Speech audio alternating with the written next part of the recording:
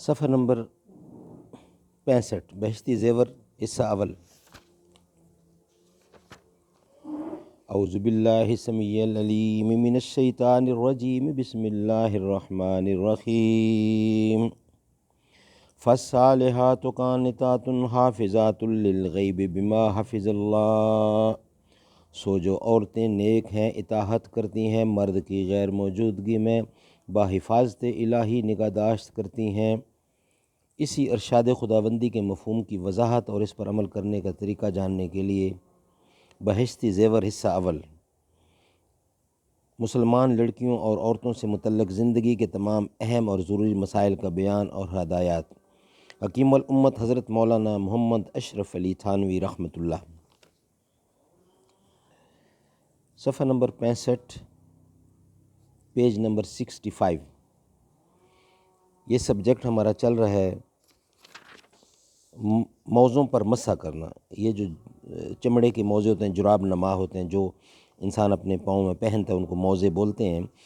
اس پر وضو کے دوران کیا اس کے اوپر پورا پاؤں دھونا ضروری ہے یا اوپر سے ہاتھ پھیر لینا سے مسح ہو جاتا ہے؟ تو اس کے ہم 13 پوائنٹ بیان کر چکے ہیں، یہ 14واں پوائنٹ ہے۔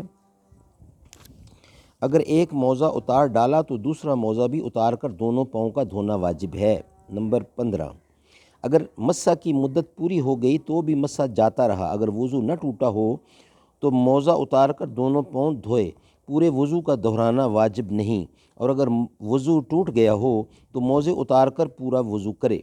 نمبر 16، موزے پر مسح کرنے کے بعد کہیں پانی میں پیر پڑ گیا اور موزہ ڈھیلا تھا، اس لیے موزے کے اندر پانی چلا گیا اور سارا پاؤں یا آدھے سے زیادہ پاؤں بھیگ گیا تو بھی مسح جاتا رہا، دوسرا موزہ بھی اتار دے اور دونوں پیر اچھی طرح دھو ڈالے۔ نمبر 17، جو موزہ اتنا پھٹ گیا ہو کہ چلنے میں پیر کی چھوٹی 3 انگلیوں کے برابر کھل جاتا ہے تو اس پر مسح درست نہیں، اور اگر اس سے کم کھلتا ہو تو مسح درست ہے۔ یعنی جب انگلیوں پر سے نہ پھٹا ہو بلکہ کسی اور جگہ سے پھٹا ہو، لیکن اگر انگلیوں پر سے پھٹا ہو تو اس وقت ان انگلیوں کا اعتبار ہوگا جن پر سے پھٹا ہے۔ مثلا اگر انگوٹھے اور اس کے پاس والی انگلی پر سے پھٹا ہوا ہے اور یہ دونوں مل کر چھوٹی 3 انگلیوں کے برابر ہو جاتے ہیں تو مسح جائز نہ ہوگا۔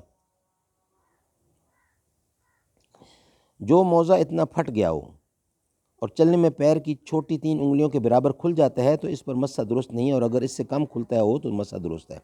نمبر 18، اگر موزے کی سیون کھل گئی لیکن اس میں سے پیر نہیں دکھائی، یعنی سلائی کھل گئی ہو مگر اس میں سے پیر نہیں دکھائی دیتا تو مسح درست ہے، اور اگر ایسا ہو کہ چلتے وقت تو 3 انگلیاں کے برابر پیر دکھائی دیتا ہے اور یوں نہیں دکھائی دیتا تو مسح درست نہیں۔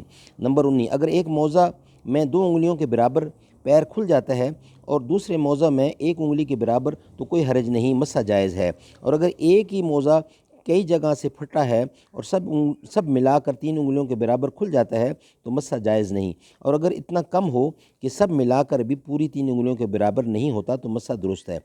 نمبر 20، کسی نے موزہ پر مسح کرنا شروع کیا اور ابھی 1 دن رات گزرنے نہ پایا تھا کہ مسافر ہو گئی تو 3 دن، یہ عورتوں کے لیے بیان ہے، تو 3 دن تک مسح کرتی رہی، اور اگر سفر سے پہلے ہی 1 دن رات گزر جاوے تو مدت ختم ہو چکی، پیر دھو کر پھر سے موزہ پہنے۔ نمبر 21، اور اگر مسافرت میں مسح کرتی تھی پھر گھر پہنچ گئی تو اگر 1 دن رات پورا ہو چکا ہے تو اب موزہ اتار دے، اب اس پر مسح درست نہیں، اور اگر ابھی 1 دن رات بھی نہیں ہوا تو 1 دن رات پورا کرے، اس سے زیادہ تک مسح درست نہیں۔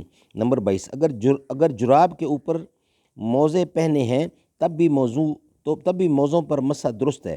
نمبر 23، جرابوں پر مسح کرنا درست نہیں ہے، البتہ اگر ان پر چمڑا چڑھا دیا گیا ہو یا سارے موزے پر چمڑا نہ چڑھایا ہو بلکہ مردانہ جوتا کی شکل پر چمڑا لگا دیا گیا ہو، یا بہت سنگین اور سخت ہوں کہ بغیر کسی چیز سے باندھے ہوئے آپ ٹھہرے رہتے ہوں اور ان کو پہن کر 3-4 میل رستہ بھی چل سکتی ہو، تو ان سب صورتوں میں جراب پر بھی مسح درست ہے۔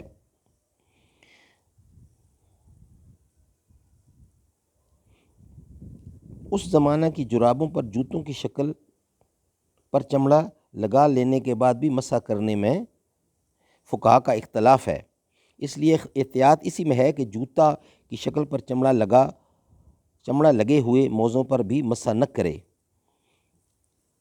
اور ان کو پہن کر 3-4 میل رستہ بھی چل سکتی ہو تو ان سب صورتوں میں جراب پر بھی مسح درست ہے۔